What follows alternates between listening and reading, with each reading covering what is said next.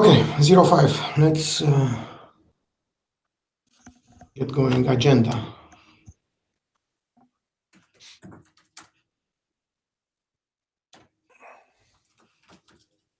Let me just copy these from last time, Gaussen. Okay, perfect.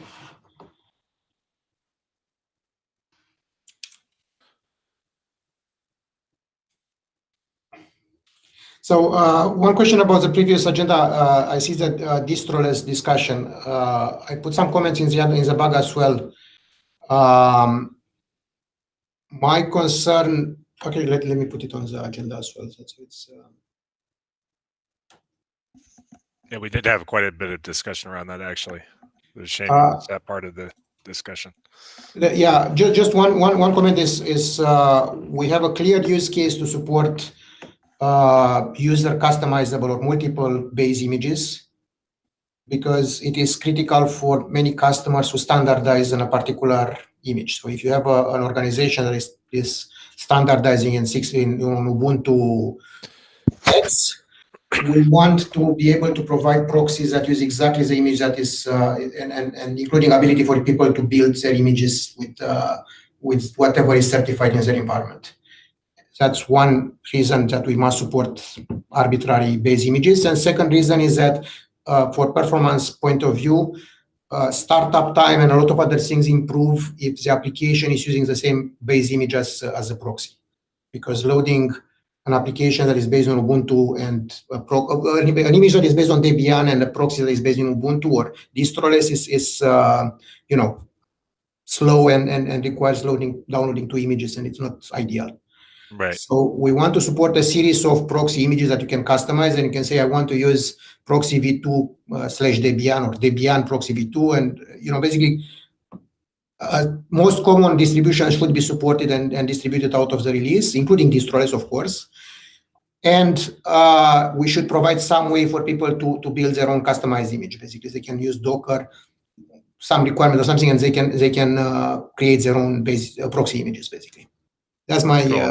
My comment. I think what we discussed last week was totally consistent with that, Gaussen. Okay, perfect.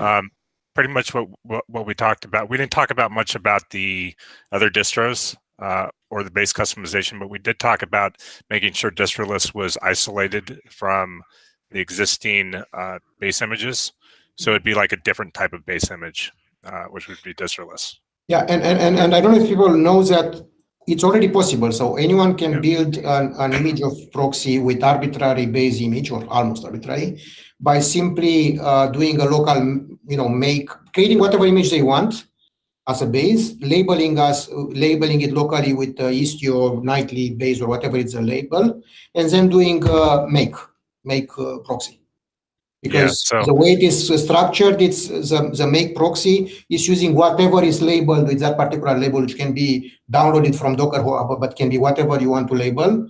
And then it will add on top Envoy. So as long as you have the same libc as Envoy was built against, you will get an image as expected. Yeah, that's a good point. And I think if you look at what we discussed last week, distroless is kind of a special case because we have to pull in some specific binaries.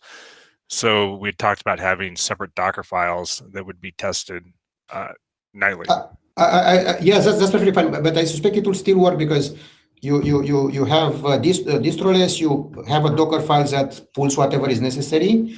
You label this as base image, and then you do make docker.proxy. So it will still work.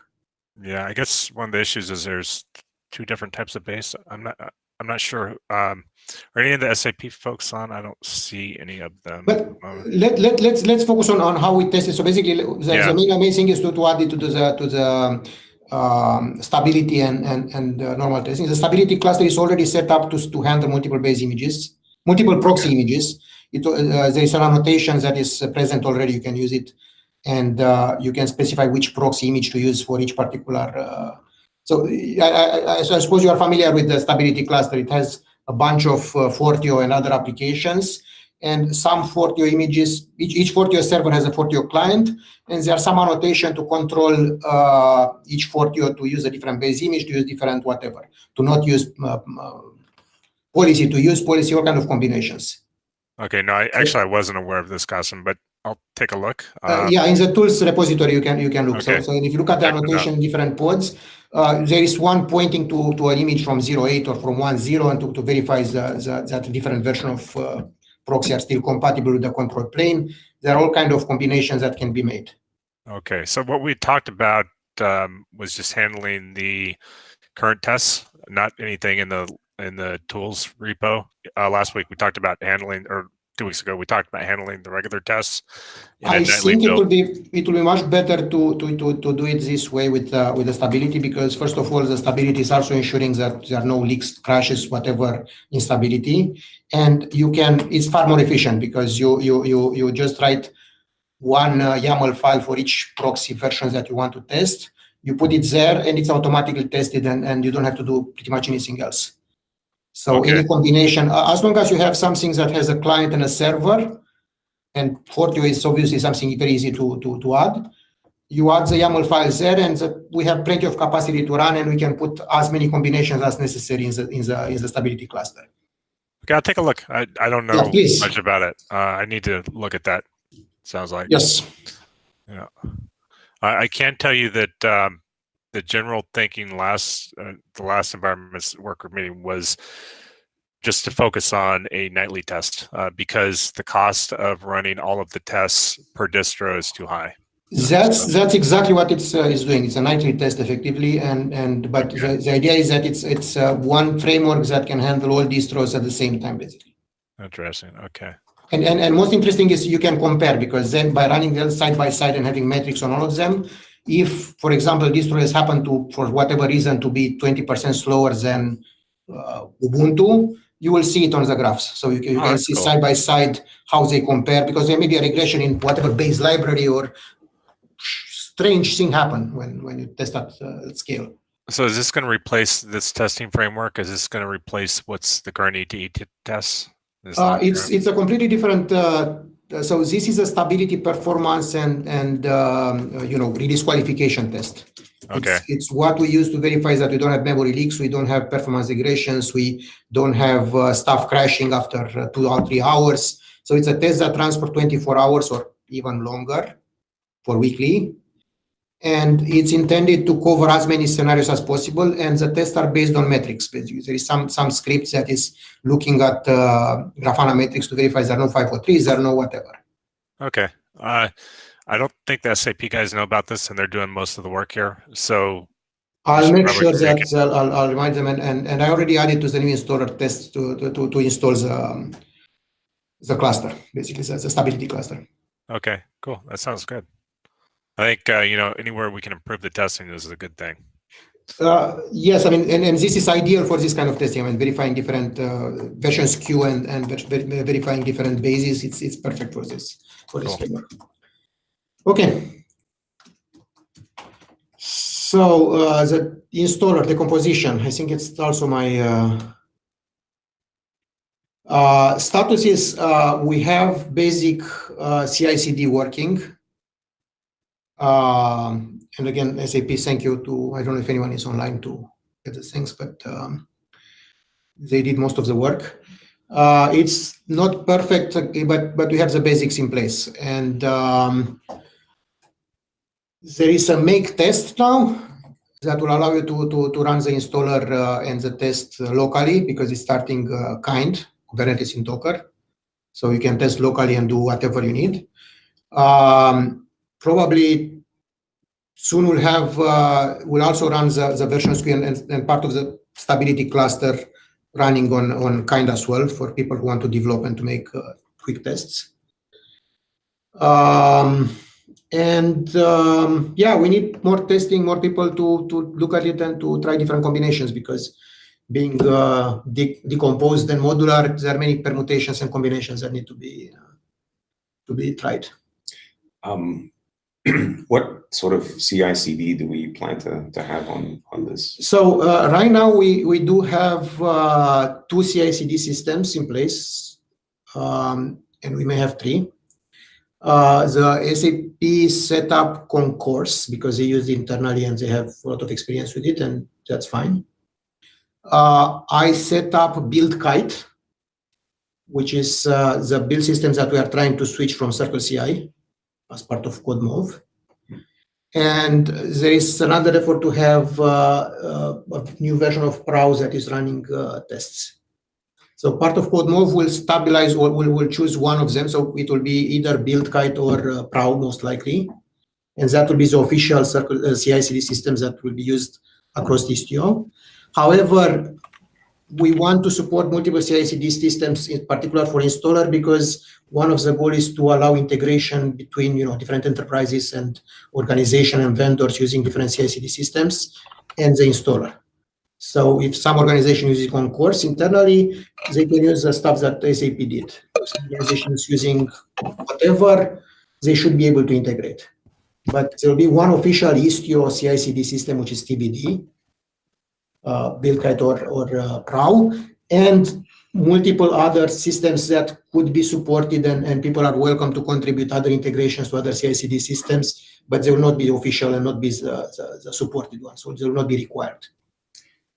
And the tests that will be running on that CI/CD. The CI/CD system. Of tests the CI/CD system is running exactly the same thing that happens when you do mic test. So the CI/CD, the main point that was made in so again, let me rephrase. There are two ways to test installer. One is what the CI/CD system is using, and that will be make test, which will start kind, or Minikube, basically, Minikube root. That's one method. The other is if you specify some parameters, it will run against the real cluster. And that real cluster can be the performance cluster, which is a large cluster, or it can be a small Kubernetes cluster, or it can be any other cluster you have. Anyway, so the idea is that make test will be the single thing that people need to worry about, and based on parameters, it will be pointed to different environments, and the default will be kind. Hey, Costin, I was a little confused by this because when I submitted PR in the Istio installer, it doesn't seem like any CIs ran against that. It may be just in a branch that is enabled, and okay. It may not be reported. Actually, I think the Concourse is not reported yet. It needs some additional setup to okay. So it's running, or something. it's not okay. Yeah, what I mean is that if you go to Circle CI, for example, you'll see that the tests are running. Okay. Or should be running, or were running yesterday. I don't know. Okay, sounds good. Everything worked yesterday, Costin. Yes. And also I set up Mergify so we can start, kind of based on it's work in progress, but hopefully whatever we are doing in this area will be replicated when we start moving to multi-repo and in the main Istio. And I'm trying to do it for Istio tools as well, which is also kind of lacking CI/CD right now. Cool. So how can people help, Costin? Well, there are bugs. There are people assigned to bugs. You have 2 or 3. Oh, good. Lucky me. But the main thing is that we need to start deprecating and freezing the installer in Istio, and make sure that everyone is testing, basically moving the tests that are currently running in Istio and moving them to use the new installer. That's the top priority right now. And so I did want to talk about the deprecation of the installer. I think that makes a lot of sense. The existing installer, assuming we can get the new installer working, it sounds like it'll be ready to go. I guess the question I have is, how are we going to communicate that? We can communicate that to this group, but there's like 10 people on the call. So I think that we need to raise it to the TOC to make sure that they agree with that, because it's a big decision. We can do it by changing the owners, first of all, to make sure that it's kind of locked down. Unfortunately, we cannot delete it because we still have a lot of tests because the tests are written to assume that you have that installer and doing all kind of crazy stuff with the installer. Yeah, I agree. The dependency is huge on the rest of our test base. So, however, it's not so huge because it's just a setup. If you run skip setup, and most tests support the skip setup, then you can have the new installer. And I tried to do it for the simple test, and I almost succeeded. Unfortunately, besides the fact that they depend on, they have the setup steps, they also have all kind of assumptions that you run in Istio system, and they are looking for some specific things that are set up. So that will need to be tweaked, but yeah. What about the CNI work? It's my understanding it doesn't work inside of Kind, and there seems to be a strong focus on using Kind exclusively across the project. Is that Exclusively for CI. CNI works in Kind. CNI works in Kind, yes. CNI? Yeah, yeah. CNI works in Kind. Yeah, I've tested it multiple times. Okay, cool. 'Cause- It maybe they were. I saw that discussion. I think maybe they were using maybe an old version didn't support it or something. But John, can you comment on the struggles you've had? We didn't try it very thoroughly. So if someone else has tried it and find it works, that's great. We did some initial analysis and we're a little afraid it wouldn't work. But that was a while back. I mean, it was a few months back. So, if someone's tried it already, that's great. yeah, it comes with Weave, I think it's called, installed. So it seems to. I've done the full, CNI install and it seems to work fine. But to be clear, I mean, there are two ways to test CNI, and the top priority right now for CNI is to have it running in the perf clusters, in the stability cluster. We should fix a name. I have a name for it because I'm tired of saying perf stability release qualification. It's too long, Costa. Yeah. Anyway, so the tools tests. We need to have one stability cluster running with CNI enabled. I think John or who is, did you sign up for that or someone? Yeah, I have a PR to change the installer to do it, but it's in the tools repo PR. Yeah, so we'll have and in general the idea is that the testing will be composed in either Kind tests or stability / whatever tests, or both for most features. Yeah, So, I also have a medium-sized cluster that's been running the medium small, but a real cluster basically. There are real clusters running and Kind. It's been running for about a week or so, and there's been no issues. So. Cool. And I suppose the follow-up issue will be if we want to ship one to with the CNI by default. Yeah, so that goes into the whether or not we promote it from a beta feature. We submitted that to the TOC. I don't know if there was a decision out of the TOC on that topic. I added it to the agenda and then I didn't make the TOC meeting, so I don't know.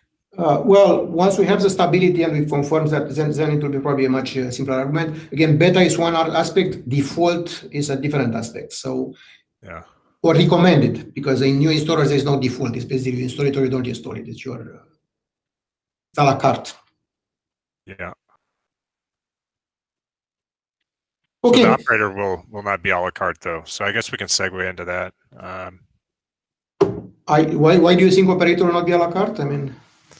Well, I mean, it has a potential to join everything together, is what I'm getting at. Oh yeah, but yeah. Well, so operator, we're intending out of the gate to be based on the installer charts. The new installer, basically. Yeah. The new installer. So by sort of transitive relationship, it should be a la carte as well.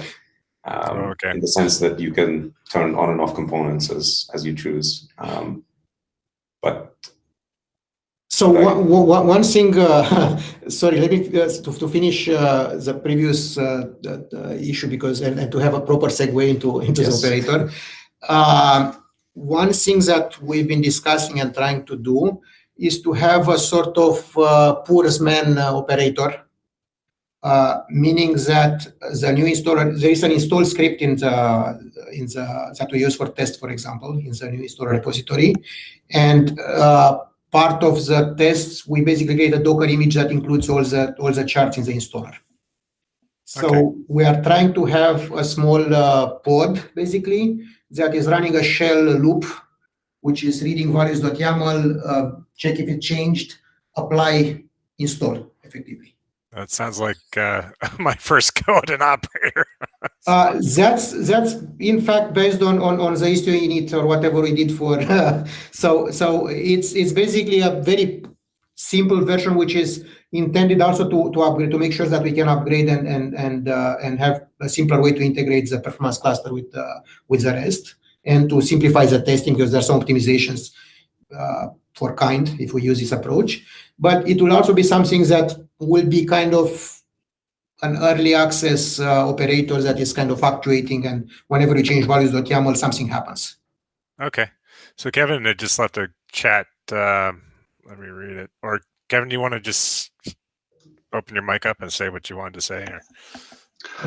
Yes, just saying that we've been working with Martin and the folks at Banzai Cloud talking about this over the last few weeks. And within Red Hat, we already have an operator up and running that uses the Helm charts as a template mechanism. And the custom resource that we have essentially maps onto what you would traditionally put in values.yaml and then run through the templates and then deploys the control plane that way.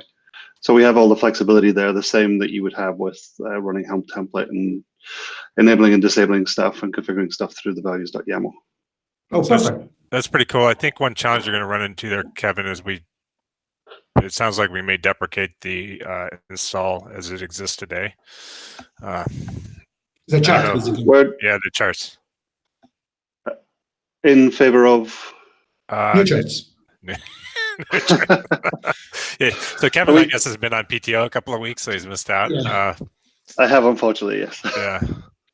So Kevin, we're doing new charts. We've been working on it for, Costa mostly has been working on it for a couple of months, actually. And there's an Istio installer directory, which contains new charts. I don't know if the impact will be that significant, but I don't know if it won't be. I don't know. I haven't evaluated it for you.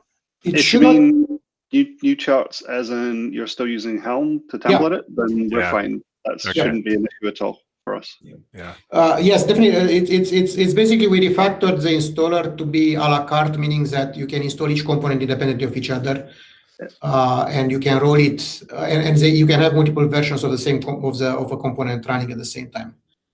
I think I've seen that. That's been around for quite a while. That you did a POC on that quite some time ago, Costin, didn't you? Yes, and now we are trying to make it default for 1.2.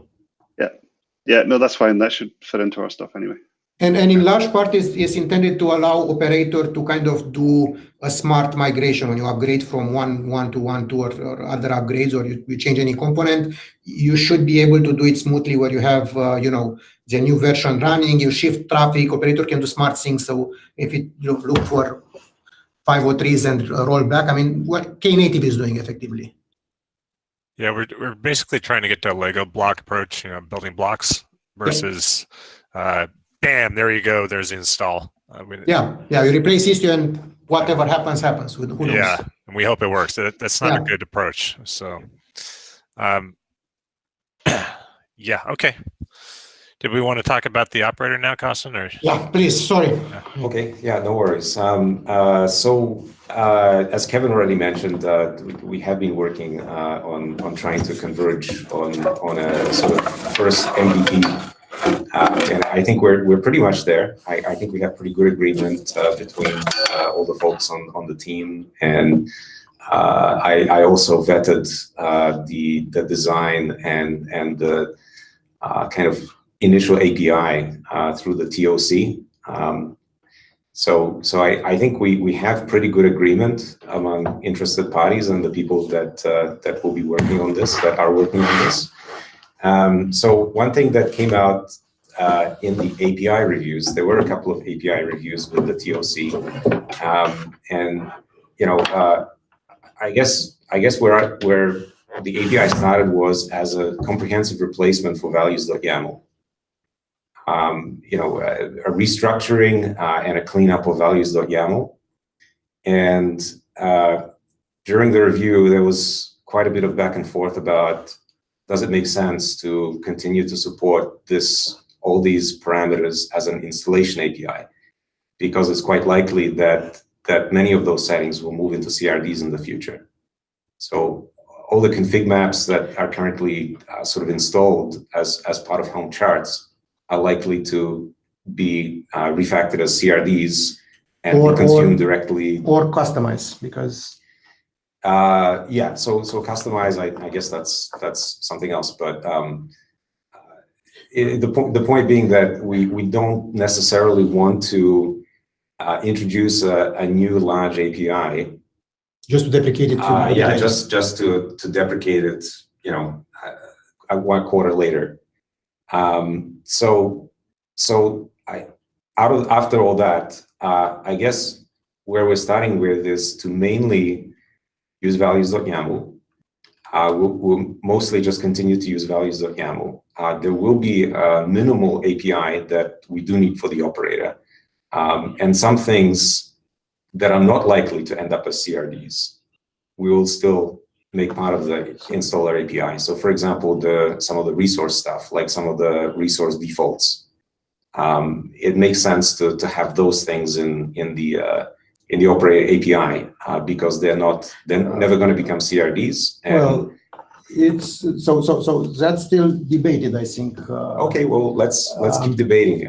So a question: you said something's going to become part of CRDs. What is the something that you're talking about? So the idea is, if you look at what we have in values.yaml, yeah, you can split it in several buckets. One bucket is stuff that Customize does, like overriding all kind of things in resource usage and all kind of stuff that is already defined by Kubernetes API, because we are just kind of putting a values there that is overriding a proto in Kubernetes. And all those probably will move to Customize. I'm not sure. Well, right? sorry, maybe not Customize, but there is already an API for them. So for defining resource usage, for defining all kind of these things, there are existing protos in Kubernetes. So what's the CRDs though? What was that about? The second category is stuff that affects the behavior of Istio. So default values, for example, for all kind of things, things that control. So setting MTLS. For example, or policy, and all those things are either already covered by Istio APIs, and values.yaml is just a convoluted way to replace or to create a Istio CR. Or there are things that belong to network, like default value for retry, whatever, or using. So all those settings should really be part of the networking API or part of the mixer API or part of whatever. Okay, so that makes sense. Are they part of the mixer API or the pilot, the networking APIs now? Not yet. That's a problem. Some of them are already part of the APIs and are left there because history or whatever, and some of them should be, because we in reality it's not an installer issue, it's an operation issue, runtime issue. You may change it at any time and you may change it, and it's not really something you only worry about at install time. That's a key point. We need to separate the installation from the operation in the installer. And in general, installation should have nothing specific to installation, in my opinion. That's why I'm saying we are arguing, because in practice, I still don't know anything that you will only want to set once at install and never change again. So practically everything and upgrade is. I think it's not really whether it's static or dynamic, but I think the distinction is more whether it's something that's part of Istio config versus for example resources or other things that Istio itself doesn't. I still cannot understand the difference. Sorry, my mind is a bit. Everything that can be customized is a configuration. It may be implemented by operator, it may be implemented by pilot, it may be implemented by mixer. Some features because operator is basically watching some CRs and applying and making sure that they happen. But for things like for example, resources, right? Kubernetes resources. So one way you could do that is through Customize. But it's Customize may not be the most convenient way to expose that to users. Particularly if you have defaults that are system wide. So then you have to customize every single. Right. So let's maybe not get too bogged down here, but I think the point is that we don't want to have this structured API replacing values.yaml. I think we're going to work on the assumption that values.yaml will eventually shrink. Yeah. For 1.2, yes. Definitely it's the best, because it takes a while to implement and stabilize an API and bike shed it, and people already went through a lot of pain to upgrade from 1.0 to 1.1. It would be better not to create additional pain in 1.1. Yeah, my only concern about all of this work is the upgrade path, right? And how painful it is for our operators, our human operators, to actually be able to do that work. So if we take away features that they absolutely depend upon, we got to find. No, I don't think so. I don't think that's the plan. I at least for operator, we do plan to support everything in values.yaml out the gate. Okay. So there's not going to be any, and how we manage actually transitioning values.yaml into CRDs, I think that's a very good point. We do have to be careful. So one requirement that is coming, and again, a lot of customers have this requirement, is that they want to be able to upgrade from 1.0 to 1.1 and from 1.1 to 1.2 and going forward. So we cannot break them. So whatever operator is doing it before it is released and officially beta quality, it must have a way to take a values.yaml, convert it to whatever, and work. Okay, so we're going to... That's what people have. Yeah, there has to be a conversion path. We're maybe going to have a converter then of some sort. Is that right? At some point, you may have a converter, but for 1.2, I think it's perfectly reasonable to just keep values.yaml and use them.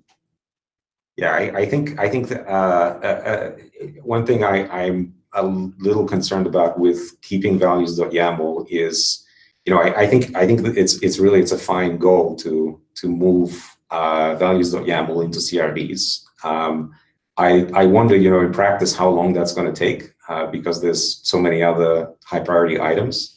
And I think one of the goals of Operator was to simplify the installation experience for users. And keeping values.yaml around for a long time is... Why would it not simplify? Because the installation is not the fact that you have values. For one, I mean, renaming some fields from one thing to another is not necessarily simplifying much. I mean, I think from our side, trying to get the operator itself stable is probably the biggest challenge, rather than values.yaml or any transformation of that into CRDs. That's certainly what we're focusing on out of the gate. I suspect Martin's right in that over time we will migrate to CRDs in various forms, whether it's through Customize or whether it's through CRDs that we do within the project. But I think there's a lot of work to be done on the operator itself before we have something which is easy for people to use just as the operator. And it will be much easier to do this work if we have the stable values.yaml for a while, and after, maybe take some stuff and move it to Customize or whatever, to the proper APIs, but not have too many things changing at once, basically. I'm with you there, Cos. I think we need to slow down the change. Martin, I get the impression from you that the TOC had wanted to basically be rid of values.yaml permanently in 1.2 and then translate that into some other form of API that's built into Istio already. Did I misunderstand that? Because I think that's a little aggressive. Well, I think that's correct. I'm not sure if all the things that are currently in values.yaml can end up in an Istio specific CRD. Like, for example, the Kubernetes stuff, right? Istio or Customize. I mean, the idea is the two buckets, and there is a third bucket which I don't have any item in it, which would be operator specific. So if we identify things that are specific to operator and will never be something that belongs to one of the existing working groups or APIs, then sure. Okay. But so far that bucket is empty for me. I haven't seen anything that is really, I can say, hey, this cannot be. It's not either Kubernetes specific or Istio API specific. So let's take another pass at it. Yeah, we can take a. But short term, I mean, again, it's better instead of we have something that is stable, it's in production, it's used. Let's have the operator use, because we agreed that we need to convert anyway, and we have more time to bike shed how to call different things. My only concern is the upgrade path. So if we can get through an upgrade path in the next 6 weeks, cool. If we can't, then we got to keep values.yaml as is and solve it in 1.3. I mean, that's what I think. So I think another dimension to the upgrade is the fact that we will be switching to Istio installer under the hood. Mm-hmm. Right. So I mean, that's not exclusive to operator, but it's not entirely accurate. I mean, people will keep upgrading with whatever they are using today, because we are not going to require operator in any case. We expect people to be able to use whatever CI/CD systems they are using and whatever processes they have in place, including Helm Tiller, because there are organizations that have Istio deployed with Helm Tiller. So we must support upgrade paths for everyone, and we cannot force people to. It will be convenient for some users. It will be wonderful for people who adopt it and run it in cluster. We need to support people who use Istio or whatever with this replacement, but we also need to keep the existing user bases. We cannot tell them, hey, forget what you have So are you saying that we have to keep the existing Helm charts, or? No, the existing. I mean, the existing process of people who, for example, Shopify had a presentation in a previous environment, and they explain how they, check in all the YAML files into their CI/CD system. I don't know what systems they are using to deploy to stage in production and whatever. So they have a whole infrastructure built to deploy Istio changes and to review them. And we cannot tell them that, hey, stop using your processes for Istio. Right. No, I mean, I think one of the goals is to continue to support existing users. Existing processes where, yes. They want to have manifests and apply it some other way outside of having an operator running cluster. Yes, absolutely.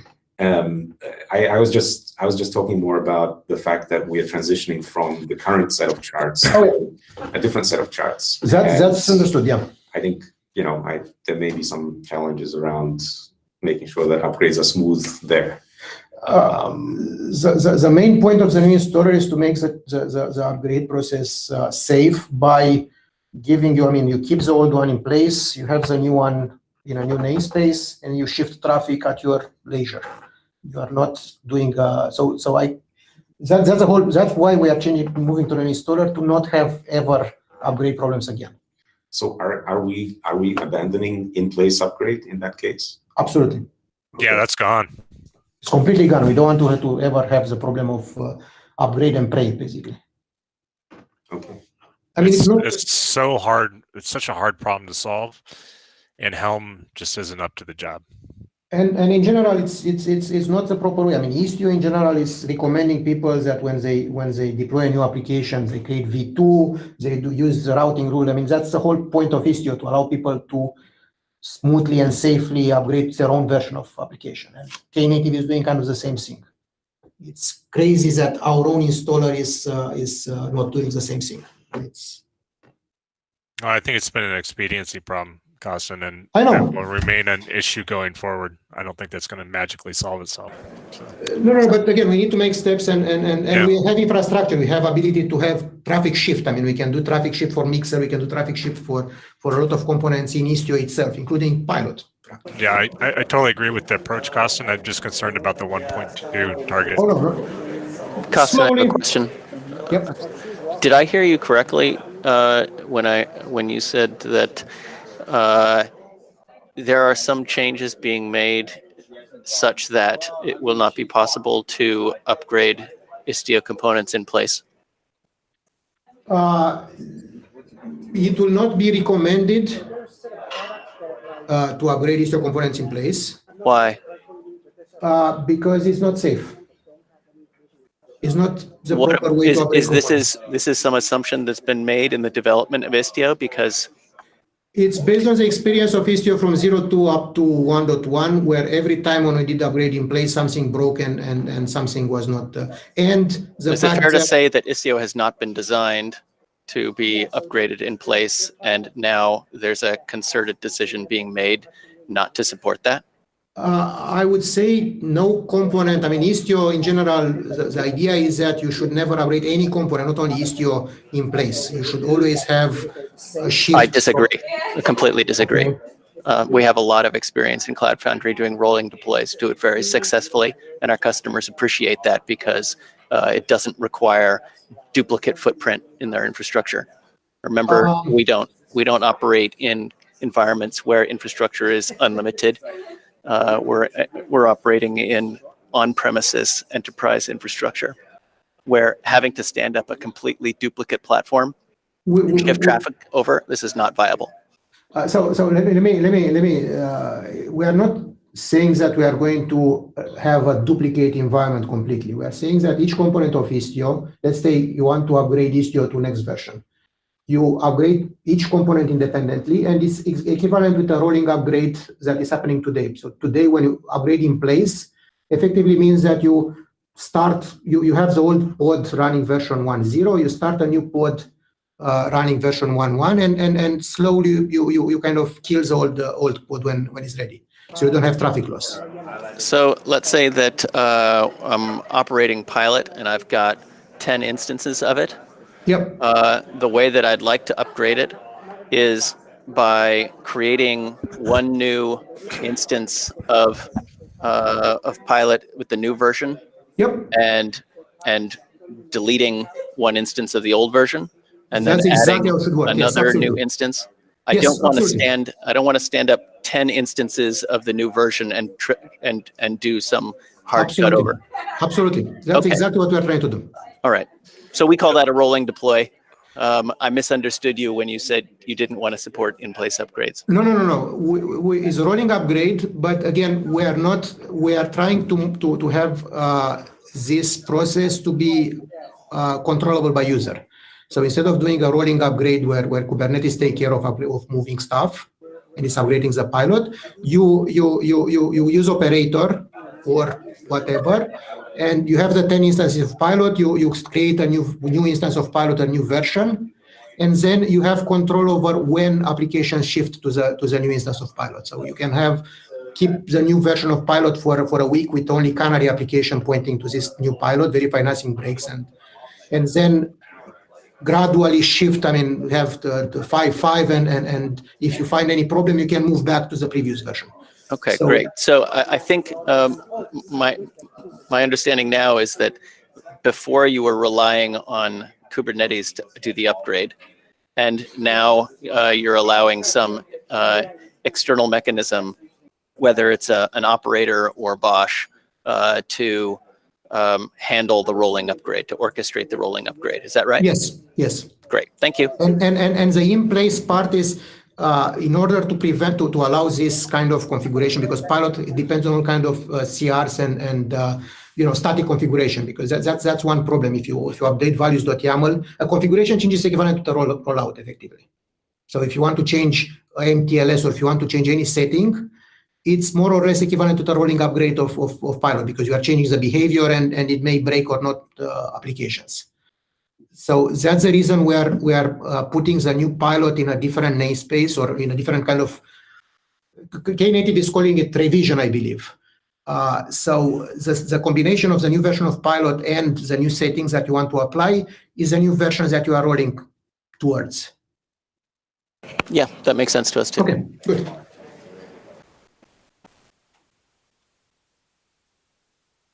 I guess back on the operator, it sounds like we need to do an API review in this work group, not in the TOC, of what's happening there, right? Because I haven't seen that the API review at all. I don't even know what the API looks like. I don't think people in this work group do know what the API looks like as well. So that might. I think config working group has reviewed it a bit. Yeah. Okay. So there were a couple of sessions. One is TOC, and I think the invite went out through public API discussions, but I didn't specifically forward it to environments. I think Lynn was there for both sessions. The document is open for comments, so it's easy to find. And the document itself is where the work is taking place. So that's that's right there. But keep in mind, we have 1 month and a few days left for 1.2, and if we want to ship something in 1.2, probably we need to be ready by mid next month, probably, because we need testing and we have code mostly in progress.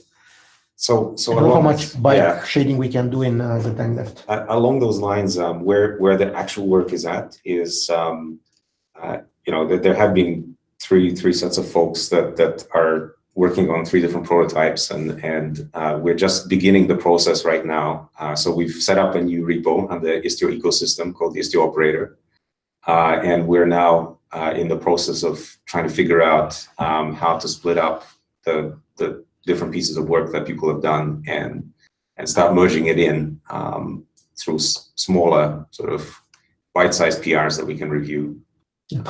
So I hope that work is going to conclude within a week or 2. And also, as you have it, I'm happy to have the CI/CD system for the installer use it. And that sounds great. So we'll have to set up CI/CD. And I guess one question I would have is, it almost sounds like this would make more sense as the operator is a 1.3 alpha versus and 1.2 in dev versus a 1.2 alpha. What are your thoughts on that? I think because it's going to come out of a separate repo. I think we can take a look at how mature it is and how stable it is and label it appropriately as we approach 1.2. But I think it's realistic to have some. I mean, I don't know how we want to actually communicate the stability and sort of release quality level of the operator at 1.2, but we will have something that will work with 1.2. But hopefully we'll never have something that is just brand new and labeled as production or beta. Yeah, so we certainly won't. At best it will be alpha for that claim. Okay, I guess my concern is that we're going to end up we'll rush the API design to the point where we won't get it right in 1.2, and we'll just have to do this work again in the future. So it'd be nice if we could have a little more time on the API design, try to target the alpha of that to 1.3. But I think that's something that can happen in parallel, because a lot of the machinery that has to be in is kind of independent of how the API will look. There is definitely an API component, which I think it's sounding like for 1.2 is going to be quite small, since we'll mostly be relying on values.yaml. But there will be like a little bit of machinery to support any lingering sort of operator API that we end up with. But the majority of the work will be, applying values.yaml, validation, having the customized style overlays. So all the tests around that, making sure that we're emitting the correct charts. So there's a ton of work that's independent of any sort of API tweaks that we make. And I think those things can happen in parallel. I think what I just heard you say is that the API footprint is going to be extremely small for the operator, and for 1.3 we might start to deprecate parts of value YAML and integrate that into 1.3 or CRDs or something. But we're not planning to land all this work in 1.2 in a big bang. Right. We won't have a big API for 1.2. And good, okay. Even in 1.2, we should start deprecating some of the values.yaml. I mean, it's like there are all kind of customizations that don't make any sense in production, that they're only for testing and for the CI/CD system or whatever. And since the new installer already uses customize and can apply customized template, we have a bit more flexibility to tell people, hey, if you want this advanced setting, use customize. Yeah. There's actually a bunch of values.yaml that are perfect candidates for customized overlays. Okay, I just don't want to rush the API that we end up with. Yeah, absolutely. Getting that. So I think Costin, you seem like you're on the same page there. So, and Martin, it sounds like you're on the same page. Is that right? Or absolutely, yeah. Okay, good. Okay, cool. Well, I think most people are on the same page. There are all kind of small details that are still being discussed, and to find the proper. So I think the big takeaway for me, at least from this discussion, has been what we ship in 1.2 may not be the final API, but it will be the minimum footprint of the API that we're going to ship. Yes, I think so. Okay, perfect. Except for whatever happens with values YAML, which we'll treat as an independent problem. Yes, and there are some discussions about extending Istio-CTL to support some of this from the command line, basically. And some simplification in the setups that we are trying to do and hope to do, in particular, setting up Citadel. Already we have a stage rollout where CRDs are created, weight, whatever. Yeah. One thing we are trying to do is to simplify the multi-cluster setup for the CA, basically, and find ways to have some scripts to migrate a cluster to add it to the mesh and this kind of stuff that. Yeah, I don't like how that works today. That definitely needs a complete redesign. Well, yes, some operator or Istio-CTL tooling to make it very easy to add clusters to a mesh. Basically, that's right. What we're looking for. Kevin, good question. So I proposed an idea. Where are we done with the operator? Because Kevin had just asked the question, and we've got like 5 minutes left. So you mind if I take the last 5 minutes, or? Okay. So Kevin, to answer your question, the project was called Synergasia. I haven't started the project externally, and I'll tell you why. during the original during the original kickoff meeting, I was challenged to learn MCP first. So I've been trying to take a look at how MCP works to see if we can use MCP. I think that's actually a really good idea. Going off and writing our own stuff without understanding how the current MCP implementation operates is very important. So if we can learn that, I think we can solve replicated gateways or service entries, which is pretty straightforward. I'd like to keep that work. There's two parts. There's the figuring out how it works and then actually implementing it. Those are two separate things. But I haven't started that mainly because I've been slammed. Hopefully we'll see that after May would be my expectation, is we'll start that work of kind of learning how MCP works as a team. Kevin, does that answer your question? Or? Yeah, that's fine. I was just wondering whether the conversation there moving to multi-cluster, whether that was still something that was planned or not, because we're still interested in taking part in it. Cool. Yeah, I know there's a lot of interest, and the first part is really about training, so we can learn how this stuff works, and the second part is really about doing it somewhere else, like mostly in pilot, doing the implementation mostly in pilot around MCP. So the first part, the training, is challenging, but I think that's worthwhile for our community to go through some training there. So. Yeah, we might be able to help. We've already done some stuff with MCP and are looking at it for other things internally as well. And yeah, I'm a bit overloaded myself, but I hope to get to it kind of in May. I guess I was premature.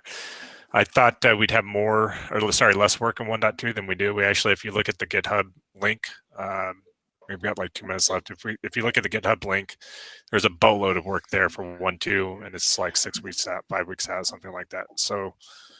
I mean, and I don't know how much of that we're actually going to complete. And don't forget code move and the fact that the main problem for 1.2 is to add more tests and have better test coverage. And unfortunately, everyone is discussing all kind of features, and very few people are focused. Well, that's actually the code move work is in the GitHub cost, and there's like I know 20 lines. Work meaning is discussed. I haven't seen any new tests coming in the last recently. Yeah, I was under the impression this was kind of before I went away on kind of the break that I've just had, that the 1.2 work was primarily going to be around stabilizing the test framework and the infrastructure there, and trying to automate the pull request process, try and remove as much of the manual steps as possible. Is that not still a focus? It is. That's happening at some slow pace, but it was not only having framework, but having more tests and more coverage for the features that we have. Basically, that was the other part, and that's one I'm worrying that is not making progress. Okay, understood. Definitely not. Thanks. Yeah. Okay, folks. Well, is there anything else, or should we conclude 1 minute early? Costin, you got anything? No, I think let's back to work. Okay. Thanks, folks. Thanks for attending. Thanks very much. Bye. See you in a couple weeks. Bye.